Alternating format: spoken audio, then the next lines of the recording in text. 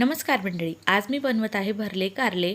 तर इथे पाव किलो गावरानी छोटेवाले ते कारले घेतले, स्वच्छ धुतले, देठ कापून घेतलं, मधून असे सगळे कारले चिरून घ्यायचे आहे आणि त्यामध्ये चिमूट भर असं थोडंसं मीठ भरून घ्यायचं, जेणेकरून ते कडवट लागत नाही। नंतर सगळे कारले मीठ भरून झाले की कढईत टाकायचे, छोटी पळीभर तेल टाकायचं, 2-4 पाण्याचा सपका टाकायचा, झाकण ठेवून कारले शिजायला ठेवायचे।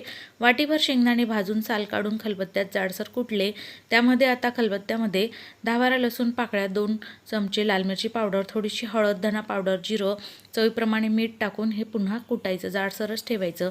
इकडे बघूया कारले शिजले का, झाकण काढायचं, कारले शिजलेले आहे।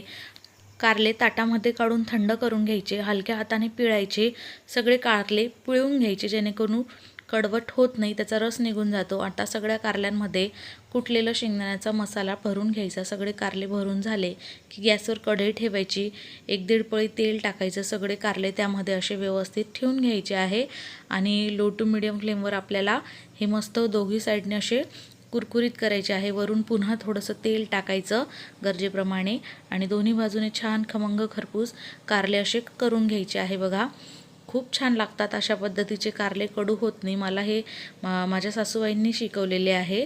तर बघा, नक्की करून बघा अशा पद्धतीचे कारले आणि भाकरी चपाती सोबत किंवा तोंडी लावायला खायचे आणि 3 ते 4 दिवससुद्धा हे टिकतात। वरून बारीक कापलेली कोथिंबीर टाकायची आणि गरमागरम खायचे।